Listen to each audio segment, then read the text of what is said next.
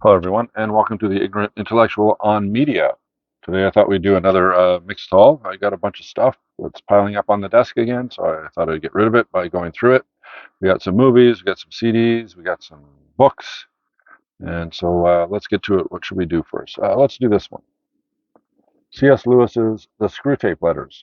Have you read this book? It's a fiction book, but basically it's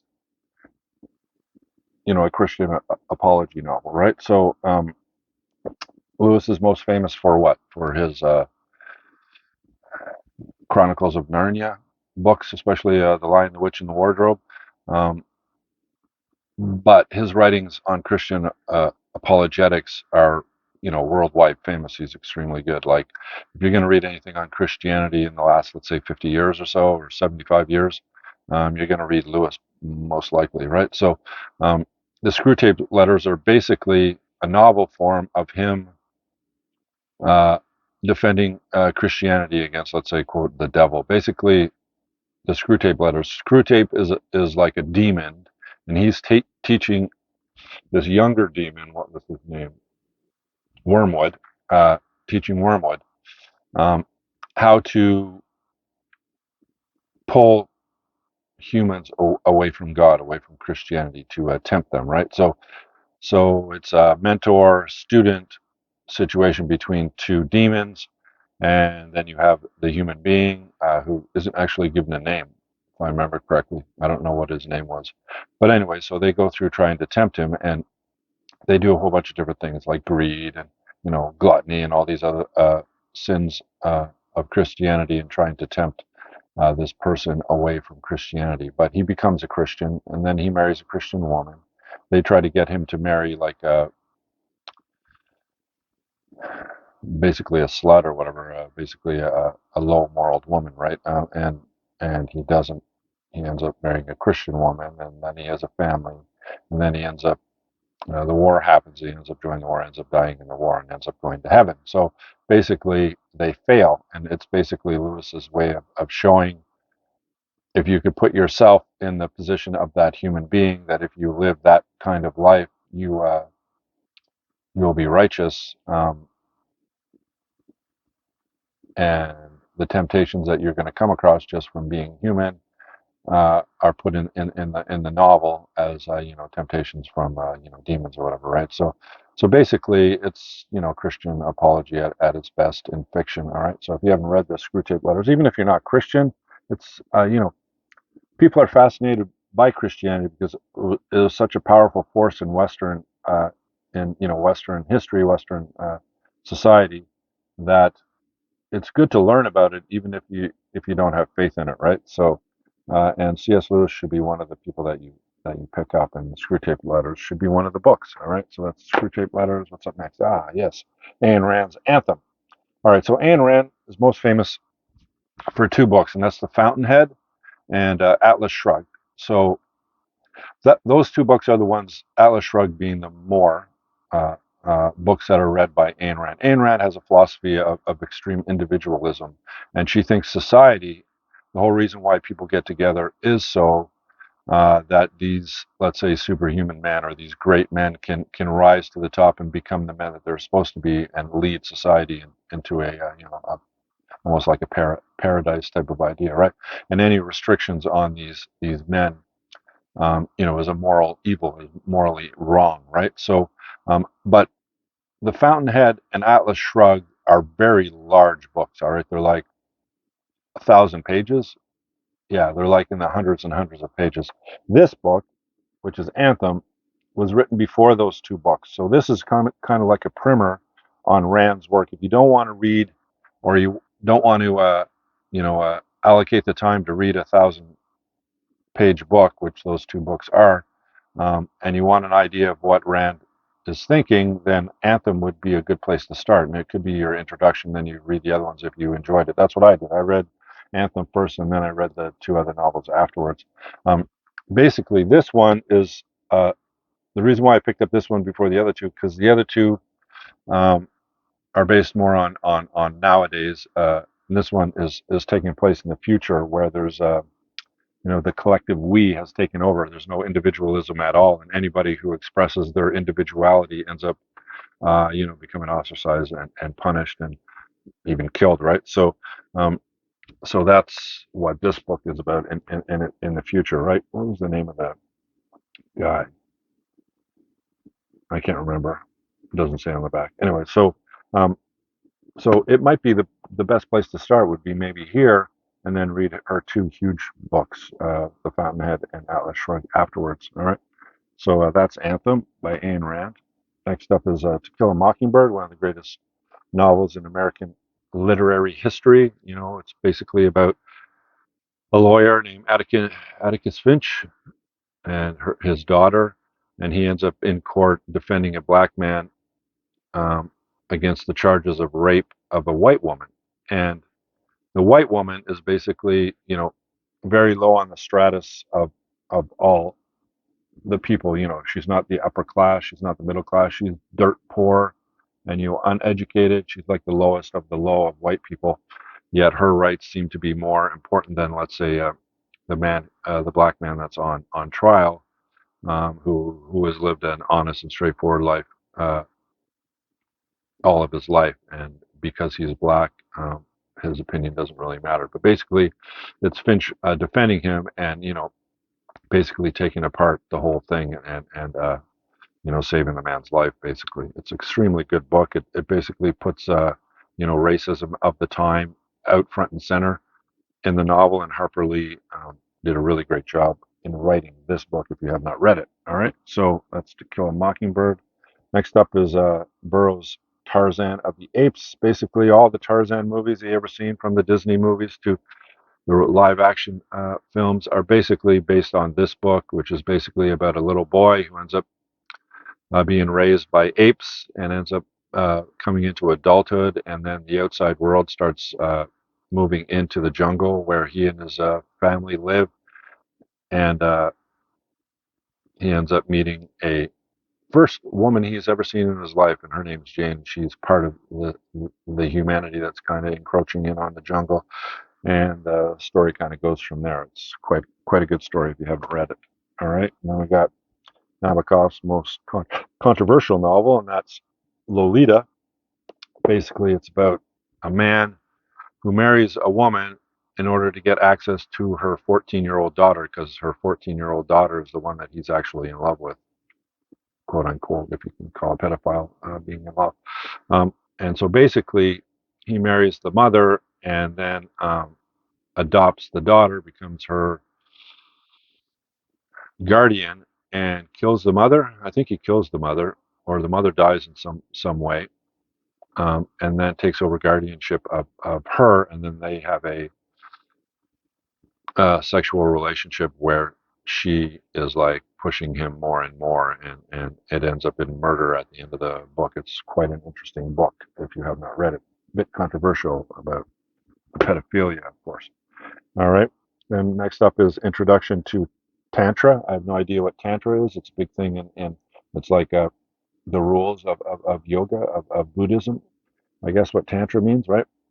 What is Tantra? Who is qualified to practice it? How should it be practiced? What are the results? According to Buddhism, every human being has the potential to achieve profound and lasting happiness. And according to the tantric teachings of Buddhism, this remarkable transformation can be realized very quickly if we utilize all aspects of our human energy, especially the energy of our desires. All right. So, um, yoga, Buddhism, Taoism is extremely popular in the West because it's foreign.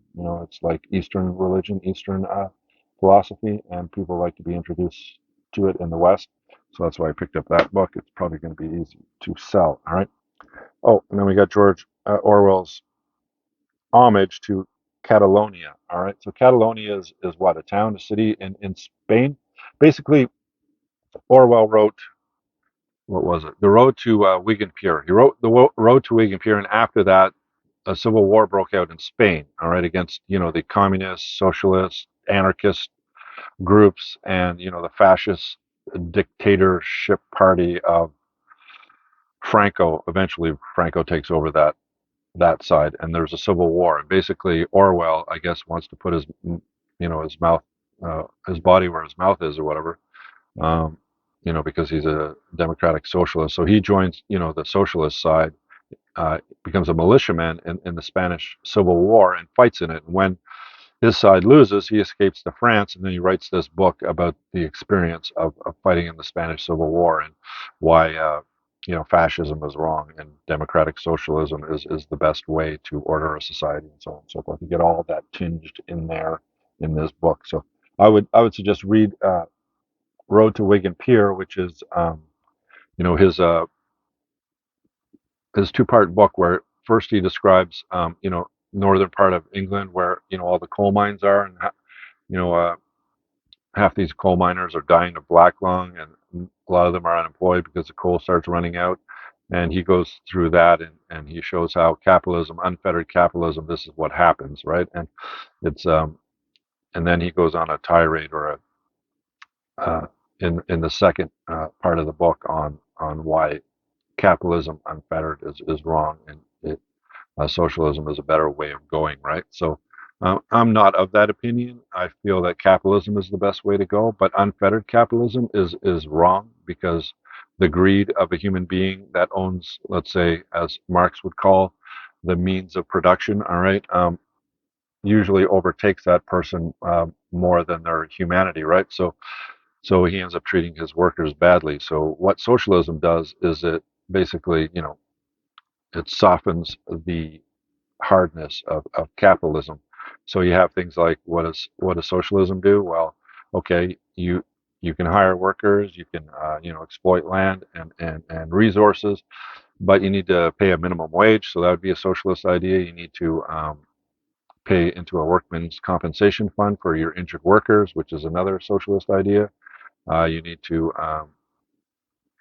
pay into a fund to help workers who end up out of the workforce and unemployment or employment insurance, as they call it, and welfare to take care of people that can't work. All right. This all is socialist type of idea. Socialized medicine, where everybody gets access to a doctor, not just people who can afford it. All of this is all socialism. And what this does is it blunts the jagged edges of capitalism, where capitalism unfettered, you'll have extremely rich people and you'll have poor people. And what you end up having is basically booms and busts, crashes and ups and downs. You have like the Great Depression and shit like that happens every 20 to 30 years. You know what I mean? Well, socialism kind of blunts that to make it a little bit more livable, but still um, have that wealth creation available to the society that you're in, right? So, anyways, but homage to Catalonia is basically his experience during the Spanish Civil War, where actually the good guys lost, right? All right, so what's up next? I'll put that over here. Okay, Black Beauty, one of the great Anne Sewell's books, one of the great children's novels or young adult novels, basically about a colt who was born and he's living an idyllic life, and then his owners end up needing to sell him for the money, and then he ends up going to a place where it's not so pleasant. And it basically teaches children who read it the responsibility if you're going to be a caretaker of animals, how to take care of them and how not to take care of them, right? And it's an extremely good children's book. If you haven't read it, I'd read it to your kids. All right, again, we got another To Kill a Mockingbird, so we don't have to go over that. All right, what else do we have here? Okay, we have Oedipus the King, which is basically Sophocles, book on Oedipus who kills his father and marries and sleeps with his mother, and without realizing it, and then he realizes later on in the play that he actually killed his father and married and slept with his mother. So he created patricide and incest, and he ends up, gouging his eyes out because of the guilt or whatever. It's one of the great all-time Western canon tragedies ever written, and it's one of the three Oedipus uh, plays by Sophocles. The other ones were what? So you got Oedipus Rex or Oedipus the King, or um, and then you have Antigone. Is it Antigone? I can't remember what the other ones are. Anyways, Oedipus the King, Oedipus. Anyways, there's three of them. They're called the Theban plays. Okay, um, I'll put them here if I think of it when I'm editing the video. All right, what's up next? All right, so next we have Crime and Punishment, probably my argument for probably the greatest Russian novel of all time, written by Fyodor Dostoevsky. Say that 25 times fast. Um, Basically, it's kind of like, let's go back to Rand for a second, Ayn Rand. Ayn Rand had the belief that individualism is more important than groupism, okay? Um, and the reason why society is together, which is a group, isn't to the benefit of that group of people. It's to prop up the great ones within that group. So basically, she's of the idea to put it. Let's put it in a sports metaphor. The reason why the NBA exists is so that people like Michael Jordan can come about. All right, people like Kobe Bryant can come about. These elite players in the NBA. That's the whole reason why the NBA exists. It isn't for its fans. It isn't for the other players. It's so that there's a venue or a place for these great men to shine, to reach, the capabilities of their potential, right? So these great men should not be fettered in any way. All right. So now, if you take that kind of concept and you apply it to crime and punishment, um, you have a guy named Raskolnikov who hates this woman because she's a miserly bitch of a woman, and so he thinks he's one of the elite guys that regular everyday human sheep morality doesn't apply to, and therefore he can commit murder and have no guilt and get away with it and should get away with it. So what he does is he kills the woman, and basically he has an onslaught of guilt and paranoia and everything else happening to him. And then he realizes that the way he was thinking is wrong, that any human being that has a conscience can't commit murder without going crazy almost. You understand what I mean? It affects you. There is no such thing as a Superman, let's put it like Nietzsche puts it, right? Um, but anyways, it's an extremely good novel if you haven't read it. It's the best of all. Notes from the Underground would be another one that maybe you read. And if you really want to get into Russian books, read War and Peace by Tolstoy. See if you can get through that sucker. All right, and that's basically half novel, half history, half um, third novel, third history, third philosophical treatise or whatever. But it's quite interesting as well. For what I read of it, I had to stop reading it because it just. Anyways, all right. So next up is a book that I found that I thought it would be interesting to read, and that is Religion and the Rise of Capitalism by R.H. Tawney. All right. Now, this is an old Pelican book, from the 50s or 60s, these old blue ones. Let's look at the publication date on this sucker. Um, yeah, 1961 is the latest. It was reprinted. All right. And it basically, he's a historian, I think for Yale. Was he in Yale? Turning practical professional. It doesn't say. Anyways, so Tawney basically writes there's a point where capitalism, the rise of capitalism starts in the mid to late Middle Ages, so the 1600s, um, and he goes through like the first 200 or 300 years of that in this book, and he shows how the religious Puritanism kind of created capitalism, then capitalism moved from there, and then how capitalism influenced religion and vice versa during the Industrial Revolution as it takes off, right? So up to the Industrial Revolution, I'm not sure. 18th century, Middle Ages to the early 18th century, right? So I thought that would be cool. So you take economics and religion and you kind of mix them in together and see what influenced what. So I thought that was kind of cool. Next up is the Lord of the Rings trilogy. Everybody knows this trilogy. Extremely easy to sell. That's why I bought it. Originally, I think this came into a box set, but the box is not with the books. But the books are still here. Basically, it's one of the greatest, if not the greatest, fantasy book series of all time. Although I personally enjoy, the Chronicles of Thomas Covenant Unbeliever by Stephen R. Donaldson better. I like it better than Lord of the Rings. In fact, Lord of the Rings I found a bit tedious to read, personally speaking, because of the number of characters. Now, maybe for me, it would be recommended that I watch the three movies first, and then I'm introduced to all the characters. Then I can read Lord of the Rings and know which characters are important and which are not, because it's so difficult sometimes when you're reading a book, especially a large book that has lots of characters, to cipher through which characters are going to be around for the whole book and which are just kind of like side characters that disappear after like 30 pages or whatever, right?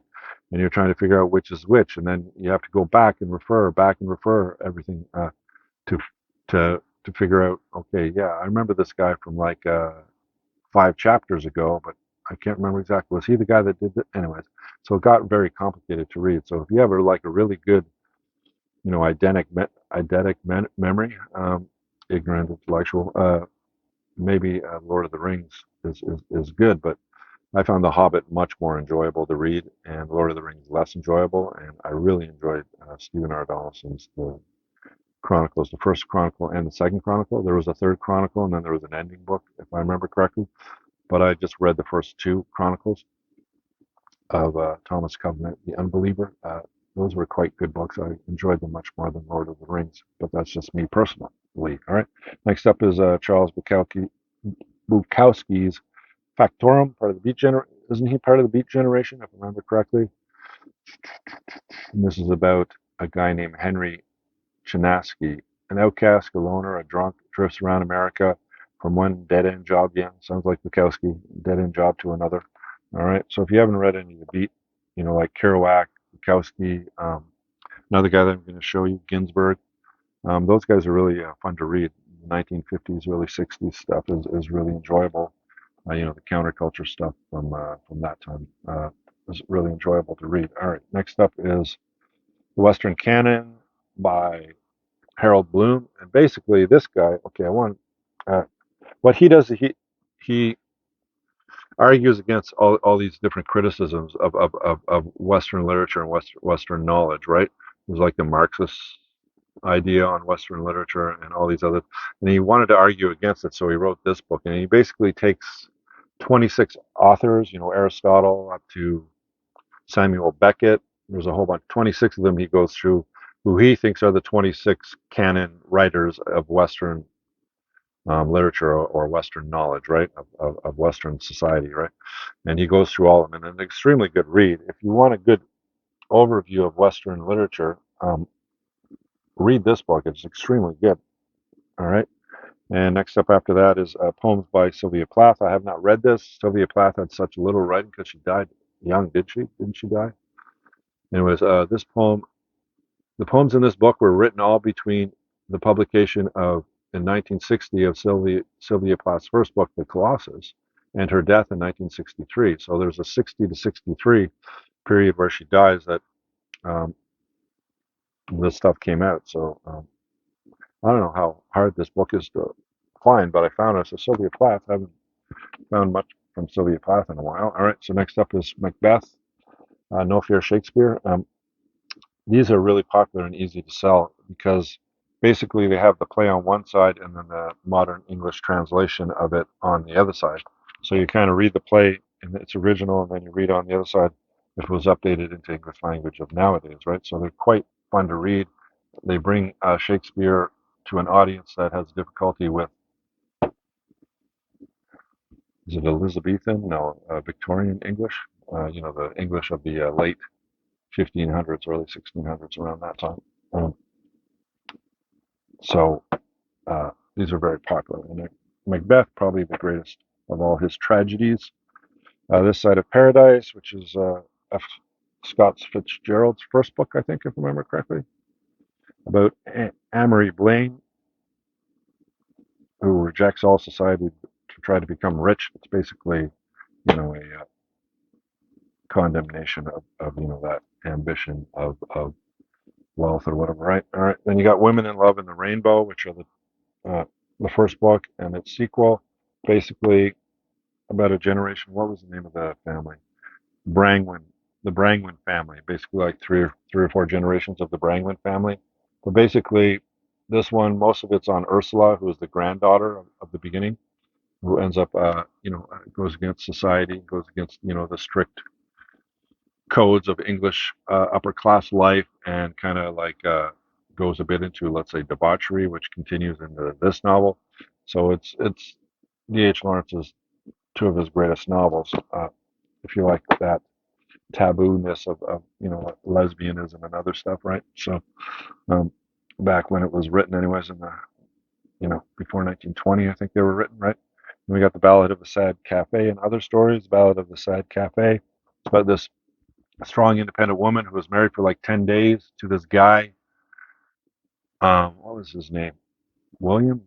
I can't remember. Anyway, and then they kind of break up and he goes away, but then she ends up, this hunchback dude comes into her life and she invites him into her home, and they end up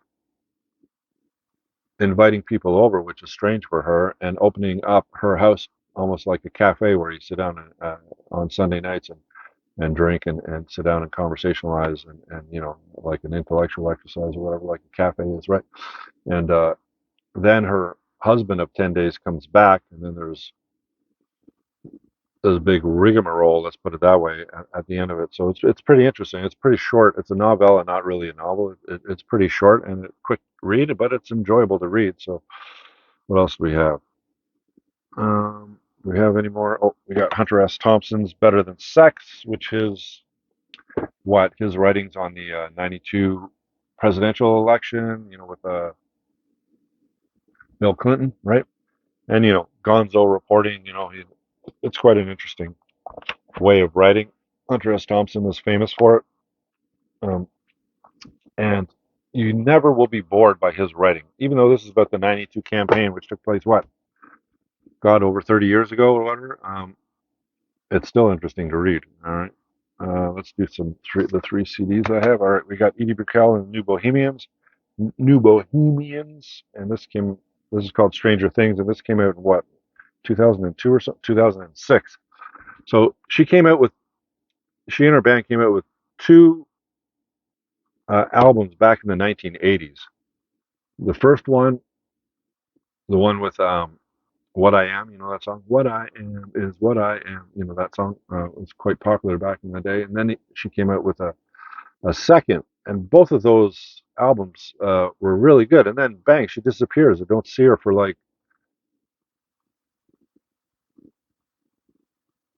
more than a decade, like maybe 15 years. And then she comes out with this, and then she puts out two more after this. So it's really cool. I found this one. I haven't found the two after this one yet. So I'm excited to listen to this one. I haven't listened to it yet. I really enjoyed them in the 80s. They're kind of like, like folk rock type of stuff, and with really catchy melodies, right? All right, next up is probably many argue that this is the greatest jazz album of all time, and it's Miles Davis's Kind of Blue. And you look at the people who play on this album, and no wonder people think it. It's like you got Coltrane on sax, you have Bill Evans on. Uh, isn't Bill Evans in this? Yeah, on piano. Paul Chambers on bass, Jimmy Cobb on drums, Cannonball Adderley also on sax, right? So one was on tenor, the other one was on alto, and then you have Miles Davis on trumpet, and then they just go wild on this, right? He goes away from his hard bop stuff and moves into more experimental stuff with this. And this, my God, this must be his like. When did this come out? Like 58 or 59? I think it was like 59, and he had already put out at least 30 albums by that time, right? So um, the thing that marks this is that it moved over. All right, so you'll have jazz aficionados that'll listen to Coltrane, listen to Cannonball Adderley, listen to Miles Davis, listen to other great Bill Evans, listen to all the greats of jazz, um, but they kind of stay in that genre of music, right? They don't really go over into, let's say, mainstream. Um, the more popular music where they, top the charts and stuff like that. But this album did. This album, like when you're talking about the greatest albums of all time, you're not just talking about the greatest jazz albums of all time, but the greatest albums of all time. Up there with like, Radiohead's OK Computer, Pink Floyd, Dark Side of the Moon, the Rolling Stones, Beggar's Banquet, uh, you know, uh, the Beatles, Revolver, these kind of Beach Boys, Pet Sounds, this one is always there as well. It's usually the only jazz album that would let's say reach the top 10 or even top 50 of the greatest albums of all time. So if you have not listened to this, listen to this. Tell me what you think. Coltrane. All right, and then we got the 1971 album Sticky Fingers, which is the one with Brown Sugar. Brown Sugar, I think Brown Sugar's on this one. Yeah, Wild Horses, Brown Sugar, Bitch, and Sister Morphine. All right, so this is Let It Bleed is probably my favorite Rolling Stones albums of all time, but this is one of the greatest albums of all time as well. This and Beggar's Banquet. And this basically, it's funny the history of this thing because a lot of the early LPs, because this came out in 71 before the CD. Remember, you have to remember that the CDs became popular in the mid 1980s, 1983, 1984, they started coming out, and then by 85, 86, 87, they started becoming more popular than the LP and started replacing the LP as the main buying from consumers. But before that, it was all LP, right? So when they came out with LP, see the zipper here? See the zipper there? Well, on the LP, that zipper was actually a zipper. So you had the album, and then at the center, it kind of moved up, and then you had a zipper that you could pull up and down. When you pulled down the zipper and you opened it up, you seen like a pair of underwear underneath of it, right? And you could zip it up and put it down. But the problem was, it was a really cool marketing strategy. But what would happen is when you turn the album sideways, it wouldn't be like that. It would kind of like come and then it would go out like that, right? So it would be kind of like bending out like that. And so when they put them all together, when they put all these albums together in packaging to send them out to to retailers or whatever, well, they're all standing up like this and they're all pushing together, right? And so because of that hump or whatever, because of the zipper, was damaging the actual LP on the inside, right? Um, so they had to change that. So they kind of went away from that zipper. At first, what they did was they kind of zipped the zipper down into the middle, so it wouldn't be as so it would kind of like bend, right? They would kind of bend around, right? So it wouldn't damage it as much. But when it was zipped up all the way to the top, it would damage the top of the LP that's beside it, or whatever, right? Um, so that's what they started, and then they got rid of it all altogether, right? And it's actually an Andy Warhol thing. Well, two of his the factory, the factory where Andy Warhol worked. It's like a group of artists or whatever. They came up with the concept of that, and this jeans with the zipper blowing down, with the outline of a man's penis on it, right? So, anyway, but push away all that kind of stuff. The actual album is really good as well. It's well, they kind of well, was Get Your Yaya out? I think Get Your Yaya out, that live album, and came before this, and they were kind of like moving away from that, that bass rock blues that they were doing at the beginning of their careers, and then they kind of experimented outwards. Well, this one they kind of moved back, and they kind of put a straightforward like rocky blues album out, and it was extremely popular. All right, so if you haven't gotten Sticky Fingers before, yeah, listen to it. Tell me what you think. All right, we have a couple more books. Here's another. So here is another Lord of the Rings trilogy, but actually in the box, right? And this is an old one. This is like from the 1970s. So when I saw it, I thought, hey, cool, look how good condition this is in, right? Um, so I think it's from the 70s. Let me see. Yeah, 1974. Fifth printing of 1974. All right. So, um, and the books are still in really good condition. I mean, they have browned because, they are paperbacks, right? But really nice Canadian edition. All right. Authorized Canadian edition of the famous heroic tale. All right. So in the box is still.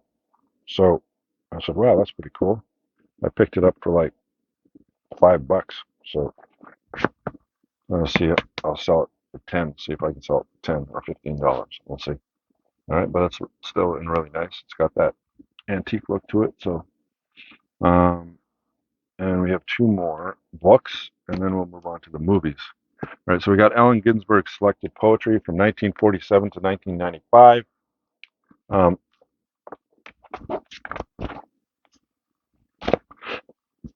Basically, Ginsberg was part of the Beat Generation. He was big into drugs,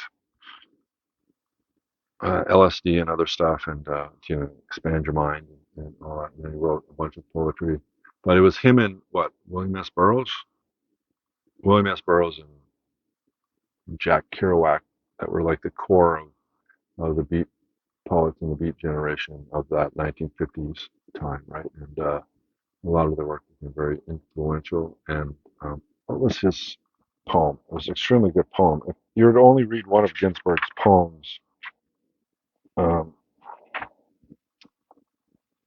what was it called? I read it a long time ago, but Howl. Howl. Read Howl. Howl. Tell me what you think. All right. So that's Ginsberg. Um, and the last book is the complete illustrated poems, songs, and ballads of the greatest Irish writer of all time. And that's Robbie Burns. All right. Robert Burns. All in one volume. It's extremely nice. It's got artwork on the inside as well, so it's a nice volume. I would like to get this exact volume, but in the leather-bound edition. I'd add it to my collection. So, but if you haven't read any of Burns stuff, Irish to the core, right? So, um, very good stuff. All right, so let's do the movies now. All right, so um, I watched one, two, three, four, five, and then the Police Academies. Okay, so let's do this one. Lost Boys. I have this on DVD, but I didn't have it on Blu-ray, so I found it and I picked it up. Basically, it's this one and Fright Night were probably the two best, the funnest mainstream like vampire movies to watch during the 1980s. This came out in the 80s, right? I don't want to look like an idiot, ignorant intellectual, but I think this was in the 80s. It wasn't, yeah, 87. Didn't come out in the 90s. All right, so, and basically this is, Kiefer Sutherland and James Patrick. James Patrick has a younger brother, was one of the Coreys, if I remember correctly. Corey Haim? Was it Corey Haim? Yeah, Corey Haim. Um, and they move into this neighborhood in LA with their mother, and the father isn't around anymore. And the next door neighbor is this really nice man who ends up hitting it off with the mother. Um, but James Patrick and his younger brother kind of start seeing that there's something going on in the neighborhood, or something isn't right. And James Patrick um, ends up getting involved with Kiefer Sutherland and his group of people who end up being vampires, right? So there's a big coven of vampires in this area, right?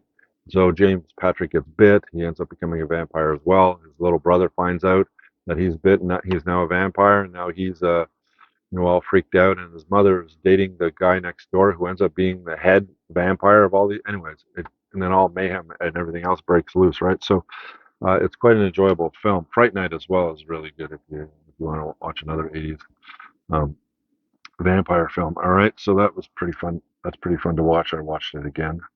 All right, next up is The Lobster. This is an Irish film starring Colin Farrell and Rachel Weisz. Said Wise. Sorry if I brutalized your name, Rachel. So The Lobster. This is a very strange film. All right, it's a dystopian film. All right, which I enjoy. All right, and it's basically about a future time where couplehood is what? The acme, the top of the pyramid, the only way that you're allowed to live. All right. So if you are single, um, you end up being put into these hotels, and you have like 30 days to find somebody in this hotel of other single people so that you can get married.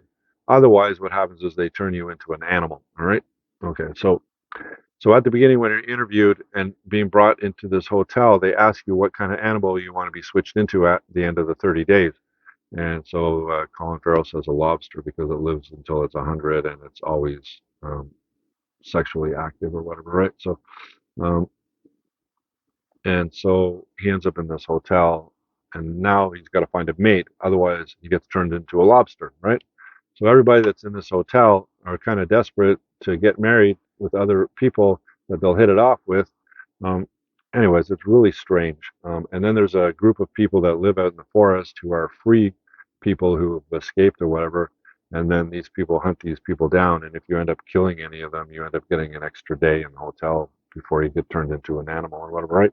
So it's a very strange, interesting film. So if you haven't watched it, I recommend it. I enjoyed it. All right, next up is Big Fish. All right, and this is a who directed this one?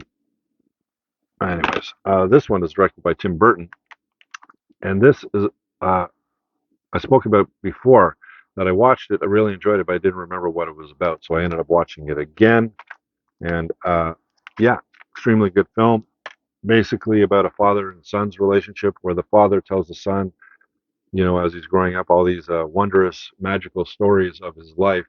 But his son just knows that his dad wasn't around because he was always on the road. He was like on the road salesman type of guy, so he was never home. So what he did was he told when he came back home from being on the road, he was tell his son all these wondrous stories of him on the road. And when as his son was young, he kind of believed them, but as he got older, he found his father to be foolish, always retelling all these stories that he heard when he was a kid, and he knows none of them are true, right? And it goes from there. But are they true or are they not true? You have to find out by watching the film, right? It's quite a fun film to watch. This was not a fun film to watch, and that is The Treasure of the Sierra Madre, starring Humphrey Bogart. All right, but Humphrey Bogart wasn't the impressive guy in this. The impressive guy in this was Walter Houston, the older man that's in it. Basically, he's a vagabond in Mexico, and he meets up with another vagabond who is played by Tim Holt. All right, uh, and they're like begging on the streets of Mexico City. Anyways, a town in Mexico, and that they're sitting down having a coffee after they got some money off of somebody, and this older gentleman was talking about gold, and they kind of get the urge to go on the road, to go out in the mountains and see if they can strike it rich at gold. So they ask the old man to join them, and the three of them go out and start looking for gold, and they find gold, and they start, mining the gold and everything. And then, gold fever and paranoia and backstabbing and everything else starts getting involved in this thing, right? And it becomes a very interesting um, film, let's put it that way. And was it John Huston that directed? Who directed this film? Yeah, John Huston. So it's one of John Huston's better films, let's put it that way. And I had it on DVD, but I didn't have it on Blu-ray, so now I have it on Blu-ray. All right, so that's The Lobster, Lost Boys, Big Fish, and The Treasure of the Sierra Madre. And last but not least is the complete collection of Police Academy. All right, and a nice box set. All right, so you got all 7 films, which are Police Academy, Police Academy 2, Their First Assignment, Police Academy 3, Back in Training, Police Academy 4, Citizens on Patrol, Police Academy 5, Assignment Miami Beach, Police Academy 6, City Under Siege, Police Academy 7, Mission to Moscow. All foolish films, all making fun of, it's like kind of satire and spoof and slapstick all mixed up into one in these films. And Steve Guttenberg cannot act worth shit, but his surrounding cast is quite good. Uh, Hightower playing, the football player, what was his name? Uh, Ed Too Tall Jones, was it Ed Too Tall Jones? Anyways, a football very large Hightower. He was quite funny, and so was what's his name, the nut, the gun crazy nut, right? Anyways, the first movie was quite funny, and then it kind of goes downhill from there, right? They kind of bled it dry and then just reanimated it and then kept going, right? Um, but all of the films are here in a nice box set, so I saw it on Kijiji, so I said, why not pick it up, right? So it's got the sleeve cover over the top of it, and then it actually has a nice box to it, right? And then it has a 4 Blu-ray cases, which contain 1 or 2 movies. So 1 and 2, 2 and 1, 3 and 4, 5 and 6 and 7. Kind of like on the inside, that's number 7. And then you have 2 in each of the rest of them, right?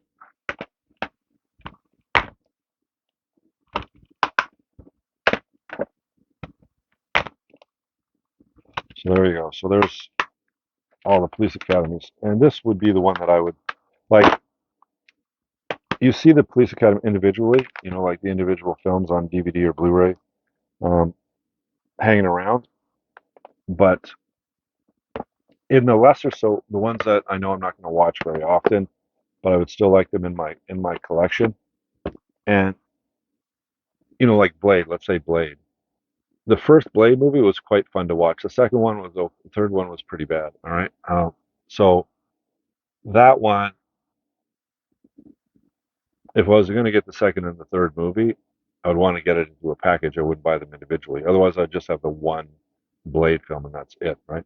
So if they came out with a nice package like this, then yeah, I'll buy it. Why not get all the films together in one nice box set package, right? So with Police Academy, I'd maybe get the first one, but I wouldn't get all the six remaining ones. So when they came out with this, and then I found it used, $20. So um, on Blu-ray, I said, hey, yeah, I'll pick it up. I'll add that to my library, even though I'll probably only watch the first movie every once in a while, right? So, but what did you think of the Police Academy movies? Did you think they're pretty? I, I mean, some of it was quite funny, like when Hightower tries to get into the car and it's too small, so he rips out the front seat and sits in the back seat and drives. Right, that was kind of funny. When when those two guys get convinced to go to this bar and it ends up turning into like a leather gay bar. That was kind of funny. Anyways, there are funny parts in all the films, but Steve Gutenberg just can't act, my friend. Can't act very well at all. All right, so I think that is everything. All right, so we did good. We did good. Thank you. If you liked it, leave a thumbs up. Come back for my next video. Subscribe. I would appreciate it. I'm trying to reach 100. I'm at like 54 or 55 now. I'm trying to reach 100. My ambitions are quite modest. Let's put it that way. There's not a lot of interest in videos like this, but I like to do them, right? So maybe I can get to 100. You never know. All right. So thank you for watching. We'll do another video soon. You have a great day, and I'll talk to you in the next video. And bye for now.